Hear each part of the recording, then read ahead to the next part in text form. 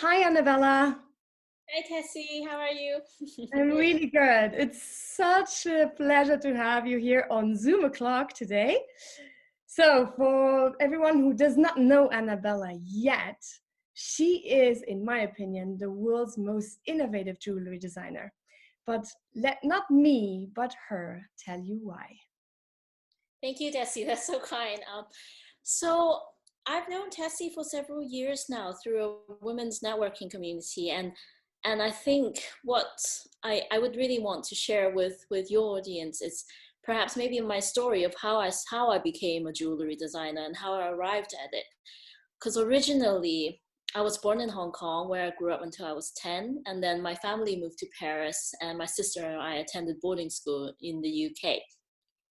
So my first actually career, I was trained as an architect at UCL, and I practiced with Richard Rogers in London, so between London and New York on the new World Trade Center Tower 3 project in Ground Zero. So that's my first sort of foray into the creative industry. And then since then, I've spent 6 years working in the fashion industry, first designing prints and embroidery for Alexander McQueen on the runway collection, and then working for a British entry luxury brand called All Saints in London, designing the women's wear collections. So just to give you sort of an idea of my background and my design sort of discipline, how that has influenced my approach. And then I would say the turning point for me was sort of 4 years into my role at All Saints, working in a very high-paced sort of fashion design environment, sort of creating collections after collections, seasons after seasons. I was very tired of the system at the time, of the overproduction and the speed of which we're designing and creating. And as like a trained sort of maker, I miss making things with my own hands. I love making things. I love working with materials and people. And so that was when I made the decision to leave my job at All Saints and return to the Royal College of Art to train in goldsmithing, silversmithing, metalwork, and jewelry as my master's degree. And from then on, that was when I really sort of looking into alternative ways of doing something different, giving a different perspective within my industry. And I was trained very traditionally, sort of working with different gemstones and precious metals. What really sort of turned the page was in my second year, I went to visit Sri Lanka. It was actually on my honeymoon at the time. And during that trip, I went to visit some gemstone mines. And for me, it was a life-changing experience.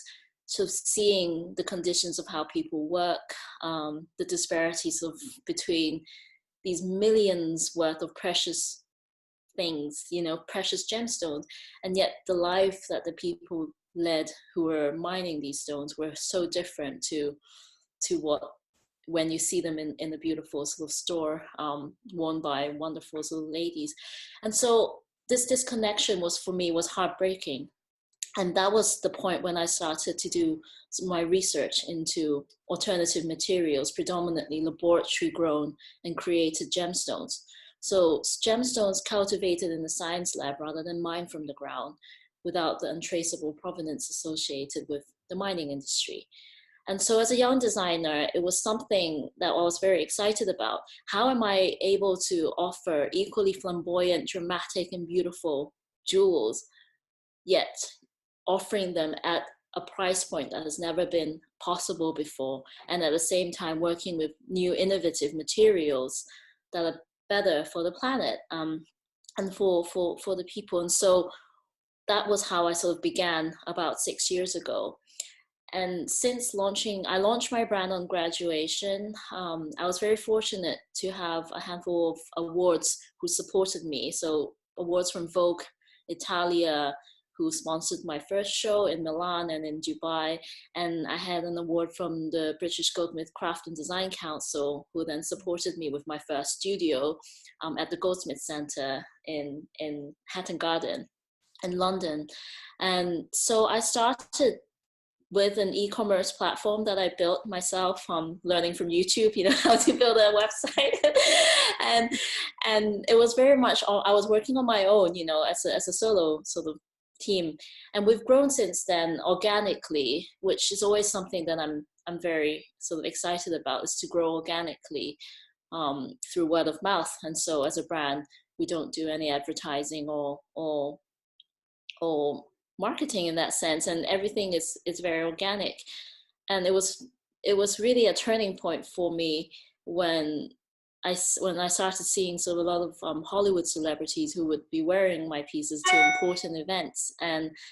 And last year, I think we were the most worn jewelry brand on the red carpet and at events, which is phenomenal to have that support.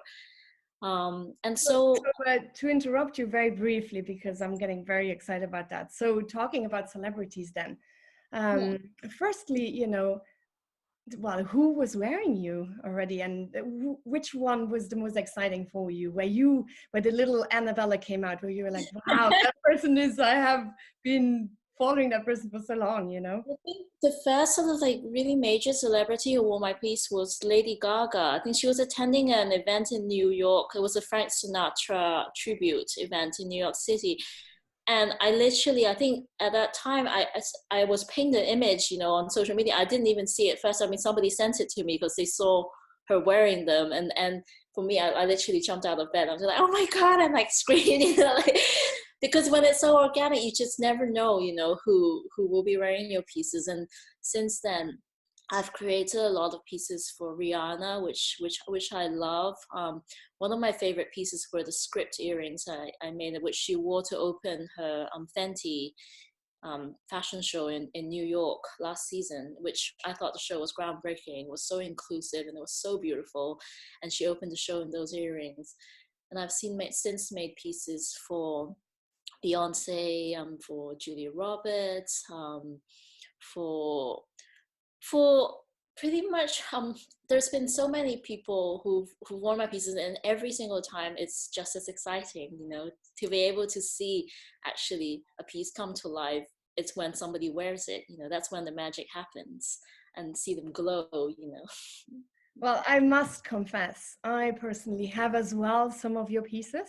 So I'm wearing here the piece you gave me for my birthday, which is the beautiful leaves with the bird on it. And then my newest piece, which I got as well as a gift, which I love when I launched my company, which is Finding Butterflies, as you know, was your beautiful butterfly earrings. Yes, this is with the hand-carved mother of pearl flowers and then the pave set stones. Yeah, exactly. I wear them all the time, and I really, really love it because I think there's just so much detail, so much color. The quality is incredible, and it's just really an eye catcher. Each time I wear your pieces, people tell me, "What are you wearing? What is that earring? It's so beautiful!" Like even at the airport, in the train station, in the tube. So many times people have asked me about my earrings. So thank you for that, because I really love them. But a question then that everyone is probably asking themselves during times of Corona. We heard now a little bit, which was before Corona. How is it now for you and your industry? Now that you're home, you're on lockdown as everyone else here, how do you survive with your brand? How does it work? It's very important to stay calm and go back to your roots and think what is important for you, what motivates you in the first place, and what sort of brings you that positive energy, and what is it that you see in the future that you can do to actually make it brighter. How can you do better? And I always believe in this saying that Maya Angelou said, that do the best you can until you know better. And when you know better, you have to do better. And I think very much for me, it is about, I think what's magical about jewelry, it has the ability to uplift the spirit like anything else. And it has this ability to reach back to the past as well as reach into the future generations. It's something that holds a lot of emotions, and something that holds a lot of magic and personal messages to each and every one of us. It's like a talisman as well. And I think in times of crisis, anything that gives you comfort, and everything that reminds you of happy memories. It's something good. Everything that uplifts the spirit is important to relate to. Corona. How does Anabela Chan Jewelry support the Corona research, or what are you doing as a brand? Sure. I think as a business owner, it's very important to actually analyze what the situation we're in and give back in any way we can. So for them, as soon as we went into lockdown, we pledged 20% of all sales towards the Trussell Trust Food Bank in the UK, and also Age UK, who supports the older population within our country. And so from then, I remember it was 1 week, in the last week of March, I came across also an appeal by the Gem Legacy, who basically, they work with an artisanal mining communities in East Africa.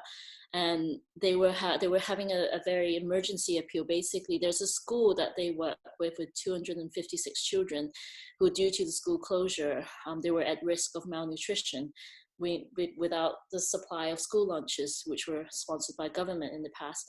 And with the last week of March, with our sales, we were just able to cover actually the food for all of those children.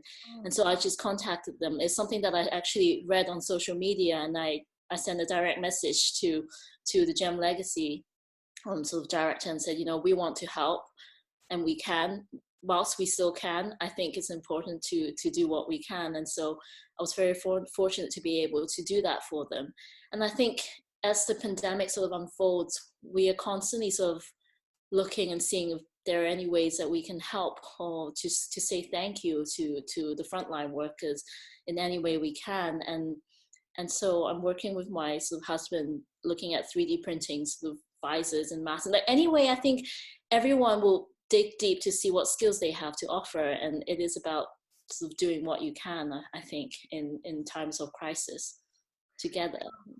This is just beautiful and so inspirational. Thank you so much for sharing that. I will also make sure everyone sees the links of these below your video. So time is over. A last short key takeaway from you, Anabela.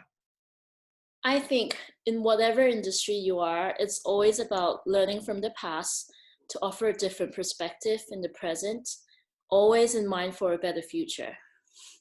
Thank you so much, Anabela. You're welcome.